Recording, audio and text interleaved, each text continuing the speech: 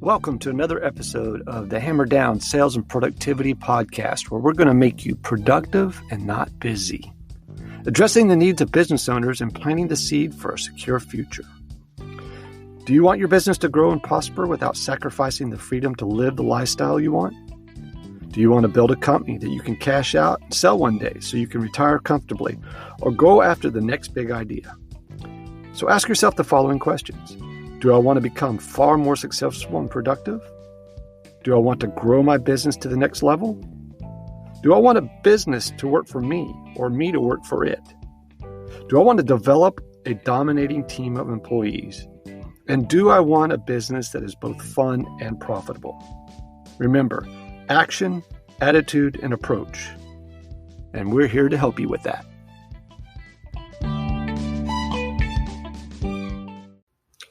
Good evening, everybody. Wayne Weathersby here with another episode of the Productive Not Busy podcast.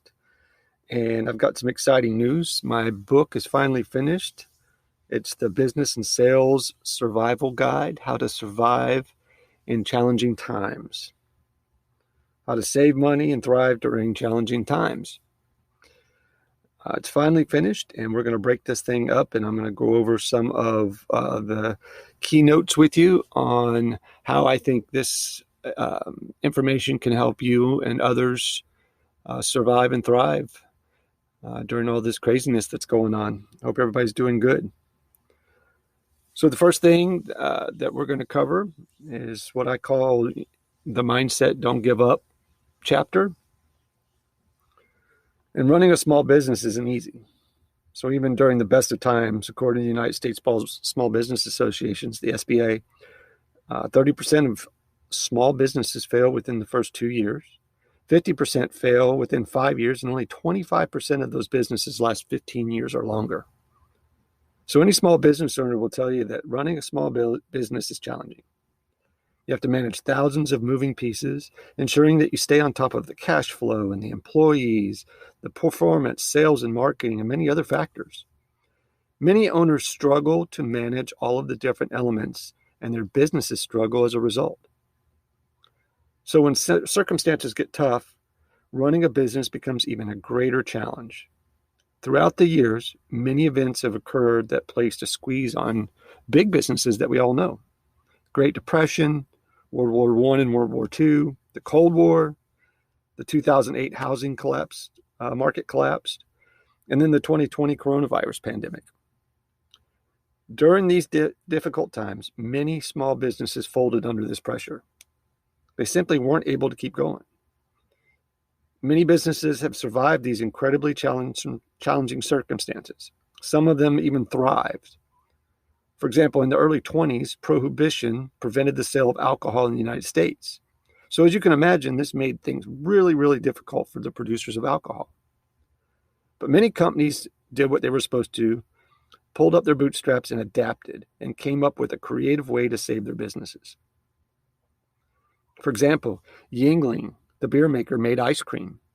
Pabst, the beer company, made cheese. Coors produced dinnerware. Schlitz turned out chocolate, and then even the Stevens Point Brewery went into the soft drink business. The point is that your business can make it through hard times. You just need to be creative. You'll have to take decisive action, and you'll need to make tough decisions, but you can do it. Don't give up. There's always hope. In this Business and Sales Survival Guide, you'll discover the effective steps to take that will help your business thrive in the midst of difficult times. Doing these things won't make things easier, but they could be the difference between your business surviving or dying. So are you ready? Let's dive in. First thing is to manage your mindset. If your business is struggling, it's absolutely essential to manage your mindset. When things get tough, it's really easy to enter this downward mental spiral. You start thinking about all the circumstances that brought you to where you are right at the second. You start second guessing yourself, wondering whether you would be in a better place if you acted differently or made different decisions. You begin to doubt your abilities on whether you can even succeed. The more you engage in these kind of thoughts, the worse you'll feel. As you work to stabilize and turn your business, it's important to maintain a positive mindset. Now, to be clear, this doesn't mean that you pretend everything is okay or you bury your head in the sand. It means that you maintain faith in your ability to bring about a positive outcome. A positive mindset also means that you are resolved not to give up. Keep thriving and striving to improve things and bring your business to a place of health. If you're struggling to maintain a positive mindset, remember that almost every great business leader has endured struggles similar to yours. Some notables are Thomas Edison failed 1,000 times before he was able to fully create a functioning light bulb.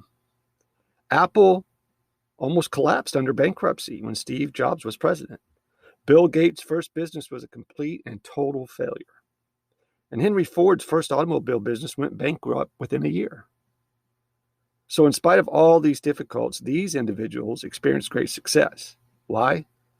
Because they persevered and were incredibly resilient. Steve Jobs even said, "I'm convinced that about half of what separates the successful entrepreneurs from the non-successful ones is pure perseverance." It is so hard, and you pour so much of your life into this thing. There are just rough moments in that time that most people just give up. And I don't blame them. It's really hard. If you want your business to succeed, you need mental toughness. You must be able to persevere in the face of difficulty and keep going even when things look bleak. So follow these steps to overcome a negative mindset. Number 1, pay attention. It's easy to let negative thoughts swirl around in your mind without putting up a fight. If you're going to overcome these thoughts, you must be aware of what you're thinking. You need to be able to identify unhelpful mental patterns when they occur. Number 2, question. As negative thoughts arise, question them. Is what you're thinking really true? Most likely it isn't. It's just a mental pushback. And then silence. Number 3. After you've questioned and answered your negative thoughts, begin to silence them. Avoid letting the same thoughts steal your mental energy over and over and over. You know they're not true, so shut them down right when they start. Imagine that you have a remote in your hand and that you can just hit the mute button on your inner critic with just the touch of a button. And number 4, replace. As you shut down your inner critic, fill the silence with something positive, something helpful, positive dialogue. Regularly remind yourself that you are strong, you are able to overcome challenges, and are growing in the midst of this difficulty. As you push through problems and challenges, remember why you got into business in the first place. What big problem were you so passionate about solving? What motivated you to take the risk in the beginning to start the business in the first place, instead of playing it safe and taking a corporate hourly job? Seek to tap into the emotions and desires that originally pushed you to create your business in the first place. They can be the driving force that helps you make tough decisions and get things back on track. So before you can identify a solution, it's important to first clarify the problem. Why is your business struggling in the first place? If you don't have clarity on the specific challenges you're facing, you won't know what steps to take to save your business. Take some time to think about how you got where you currently are. What happened, what you didn't anticipate, and what things went wrong. Here's some common problems businesses face. The market changes, economic factors, new technology, emerging competition, and many other things can cause the market to change on you. Survival requires the ability to adapt to these changes as they happen. Number 2, failure to understand your target customer or market. If you aren't interested in your product or service, there's a good chance you don't understand your customer or your market. So you got to dig deep to understand what people truly want and what motivates them to buy. 3, a poor pricing strategy. If your prices don't match the customer demand, you simply won't sell much. It's crucial to understand what customers are willing to pay for, as well as where your product sits in relation to your competitors. Number 4, insufficient funds.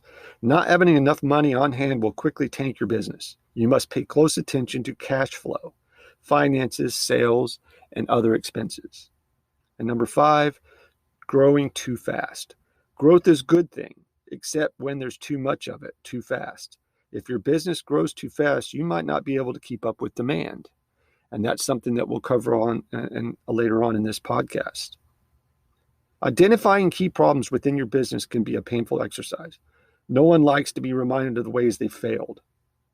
But if you want your business to thrive during challenging times, you must be able to put your finger on the primary problems. If you're feeling sick and you go to the doctor, what's the first thing they try to do? They determine what is causing your illness. Only then can the doctor prescribe the proper treatment. If the doctor has you start taking random medications and hope that it'll work, you likely won't get any better. So the same principle is true in business. You must identify the cause of the problem before you can determine the proper solution. The sooner you identify the problem, the better. So Jim Collins wrote a book called Too Mighty to Fall. And in that book, I'm quoting here, it says, "I've come to see institutional decline like a stage disease. Harder to detect, but easier to cure in early stages. Easier to detect, but harder to cure in later stages. An institution can look strong on the outside, but already be sick on the inside."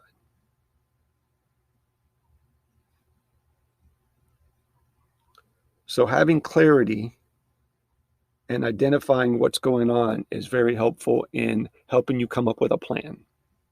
And we'll talk more about a plan on how to address this a little later in the podcast. Now, before we get into the details about specific actions to take, let's look at the big picture. What is at the heart of every business, including yours? It's the customers. If you don't have any clients, you don't have a business. When deciding what actions to take to strengthen your business, always keep your customers front and center. If you make changes that end up hurting your clients, you're ultimately hurting yourself. You'll lose the people who are at the very center of your business. The airline business, for example. Airlines are an example of what happens when you forget about your customers. Over the last decade, airlines have gone to great lengths to cut costs and increase profits. Services declined, and customers were hit with various fees that they never had to pay in the past. The result? Customers are getting increasingly frustrated and fed up with it. It seems that everyone has an airline horror story. Flying, which once was seen as a luxury, is now often considered a necessary evil. So the moral of this story is to always keep your customers at the top of your priority list. Before making changes, consider how they will affect the customer's experience. If your customer experience is one of your key competitive advantages, be especially careful about changing that. If you destroy one of your competitive advantage, you may end up dealing a death blow to your business. If you do not make changes that will directly affect the customer, communicate those clearly. Explain to the customer why you have to make the changes and the outcomes you expect. The more transparent you are with your clients, the more understanding they'll be. A marketer named Neil Patel is a good example of this kind of transparency. For a number of years, he made particular software available for free. Eventually, however, the cost became too high and he was forced to start charging for portions of the software. So he sent letters to his customers, clearly explaining what was happening. He detailed his costs, making it clear that he simply didn't have the resources to continue making everything available for free. Then he laid out exactly what would happen moving forward. You would be wise to follow Neil's example. Explain why changes are happening, when they will take effect, and how that change will affect the client. So during times of global crisis, it is especially important to keep the focus on the customer. People will always remember the actions you take. If you seek to serve your customers, even at the expense of profit, you will build up a huge amount of goodwill. So, for example, during the coronavirus crisis, many companies sacrificed financial gain for the sake of their customers. Many educational companies made their resources free to parents who were suddenly forced to homeschool their children.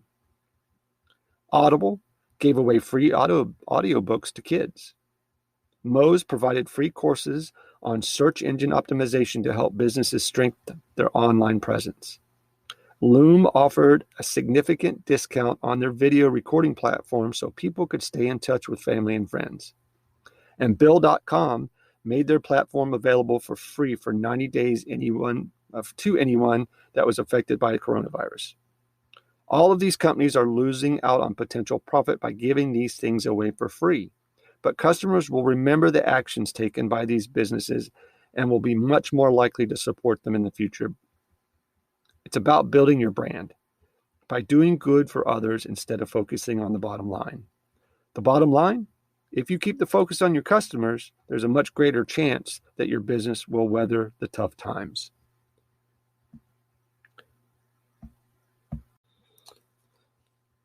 So if you want to succeed as a small business owner, you must be willing to honestly evaluate how things are going.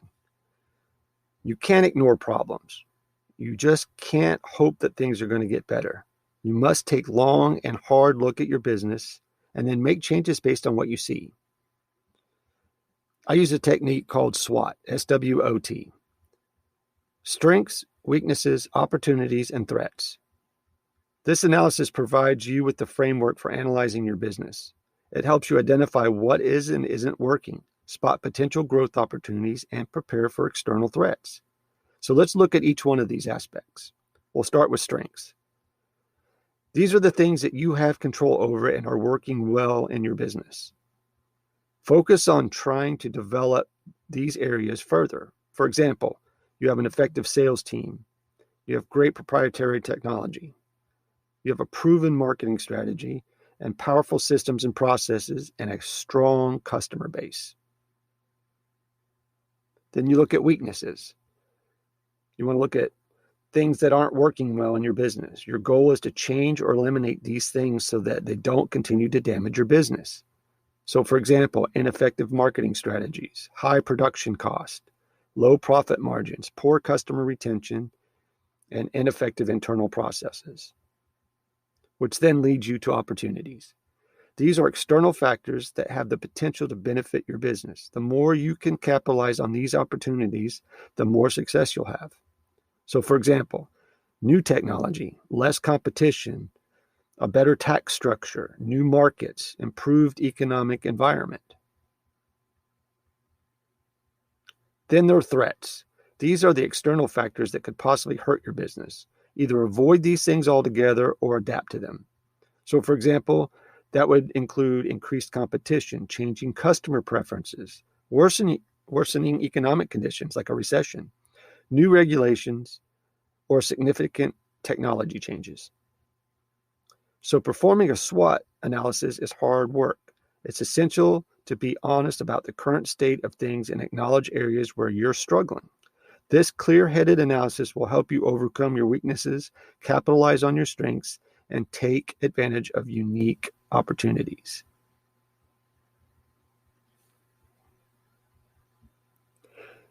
So that's going to do it for today's episode. The next episode is going to be creating objectives and a plan.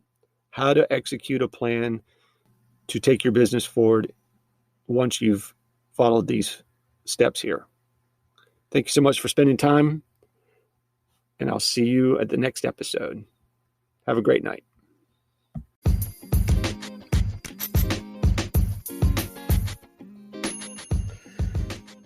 Thanks for listening to this episode of the Hammer Down on Productivity and Sales podcast with me, Wayne Weathersby. If you liked it, please subscribe today on iTunes, Google Podcasts, Spotify, or wherever you listen to your favorite podcasts. And if you would, take a second, give us a rating or leave us a message. It would be greatly appreciated.